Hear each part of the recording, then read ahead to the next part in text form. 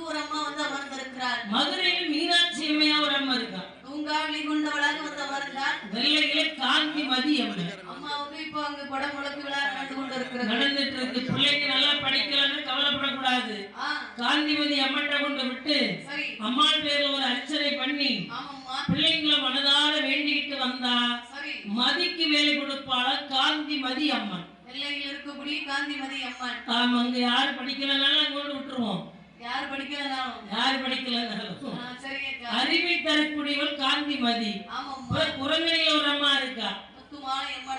ஆமா, இப்படி எந்த அம்மா மட்டும் ரொம்ப மகத்துவம் அவளும் கை கால் நமக்கு முடியல வலி எடுக்கு அப்படின்னா கை கால் வாங்கி அந்த கோயில போடுவாங்க. யார் கை கால் வாங்கி கொண்டு அங்க போடணும்? உனக்கு வலிக்கணும், உன் கை கால் வாங்கி அங்க கொண்டு போடணும். முண்டகண்ணி அங்க மரக்கால் மரக்கை வச்சிருப்பாங்க, வெள்ளியில வாங்கி வச்சிருப்பாங்க. அதை வாங்கி நம்ம உடம்ப தடவி அதுக்குள்ள போடணும். அடுத்த வாரம் அம்மாவுக்கு திருவிழா. ஆமா, அப்ப கொண்டு போட்டுரு. சில பேர் அவசரத்துல கையும் காலையும் வாங்கி காலில இருந்து மேலமாற இழுத்துறது. அது ஒரு நாள் வலி போகாது. தலையில இருந்து கீழே மாற இழுத்து விடணும், அப்பதான் வலி போகும். அவசரத்துல எந்த மாதிரி தடவுறன்னு தெரியாம தடவி எடுத்து போட்டுட்டு அம்மாளுக்கு கை கால் வாங்கி போட்டேன் எனக்கு குணமாகல அப்படி சொல்லுவாங்க. இப்படி அந்த அம்மாளுடைய மகிமை. அப்புறம் மண்டைக்காட்டுல ஒரு அம்மா இருக்கா, பகவதி. ஆமா, அந்த அம்மாவுடைய மகத்துவம் என்னன்னா கல்யாணம் ஆகலன்னா நமக்கு 1 ரூபா முடிச்சு போட்டு அங்க ஒண்ணு உண்டியல் போட்டாலும் உடனே ஒரு கல்யாணம் முடியுமா? நமக்கு யாருக்காவது முடியலையா? இந்த நாள் வரைக்கும் முடியலையோ? அப்ப அங்க முடிச்சு கொண்டு போடுங்க.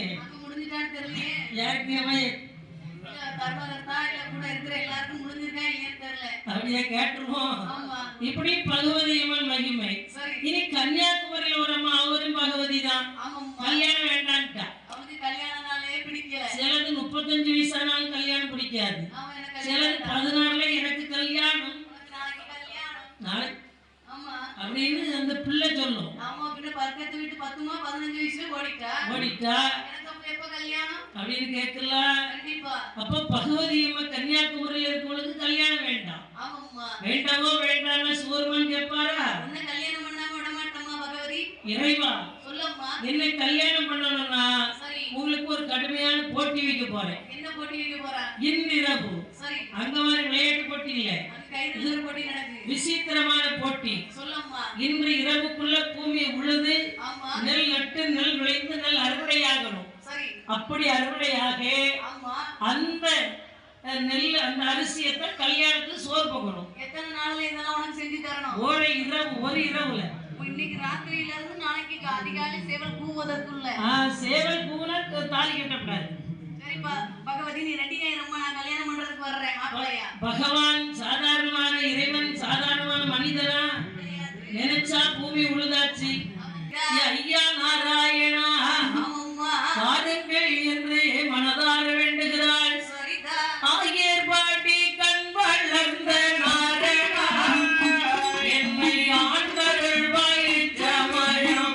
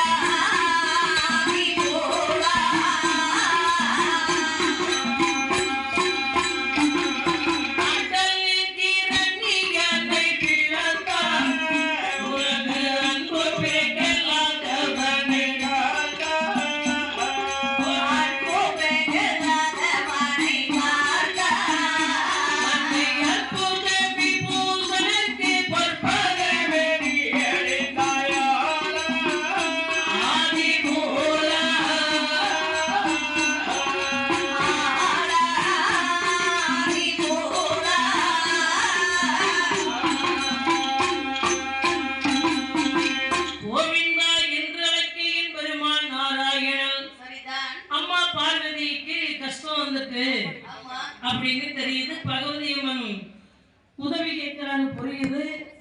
உடனே வந்து என்னதான் பிரச்சனை? அண்ணா, எனக்கு சேவல் கூவதற்கு முன்னால் பெருமானை ஓர் இரவுக்குள் நெல் விதைத்து நெல் நட்டு நெல்லை அறுவடை செய்து கல்யாண உணவாக சமைக்க சொன்னேன். சரி, அதை அவர் அப்பவே ரெடி பண்ணிட்டார் அண்ணா. அப்படியா? சேவல் பூவிட்டுன்னு வைங்க. சரி, கல்யாணம் கிடையாது. சேவல் பூவதற்கு முன்னால அவர் வந்து தாலி கட்டிட்டாருன்னா எனக்கு ரொம்ப பிரச்சனையாக அண்ணா. சரி, சேவல் பூவுரைக்கு முன்னு தாலி கட்டணும். அவ்வளவுதானே? தாலி உனக்கு கட்டக்கூடாது. சேவல் பூவணும். போய் நாரதரே சுவருமால் பட்டு வேஷ்டி உடுத்தோனே நீ உஜாராடணும்.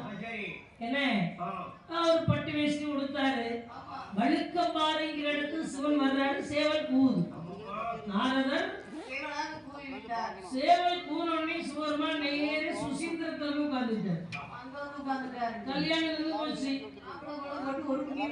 இந்த அரிசி ரெடி, குருணை தனியா, அரிசி தனியா, பூமி தனியா, ஆமா. இப்போ மாதிரி கன்னியாகுமரியில அரிசி மாதிரி மணல் இருக்கும், பூமி மாதிரி மணல் இருக்கும், குருணை அரிசி மாதிரி மணல் இருக்கும். அன்னைக்கு சிவபெருமாடி திருவிளையாடல், பகவதி அம்மனுக்கு கல்யாணம் இல்லை. இப்படி இருக்க பார்வதி அம்மன் மறுபடியும் சும்மா இருக்க முடியா? இறைவா, என்ன உங்க பாட்டுக்கு சுசீந்திரத்தை போயிருந்துட்டீங்க? சில பேர் கன்னியாகுமரிக்கு போனதும் போவாங்க, வாழ்க்கையில ஒரு வெளிச்சம் கிடைக்கும். உண்மையிலே கன்னியாகுமரி போனா வாழ்வில் ஒரு வெளிச்சம் தான். ஆனா சுசீந்திரத்துல போய் இரவு அதிகாலை கன்னியாகுமரி போய் கடல் நீராடி சூரிய உதயம் கண்டால் நம் வாழ்வில் ஒரு விடியல் கிடைக்கும் என்று சொல்லுவார். ஆனால் பகவதி அம்மன்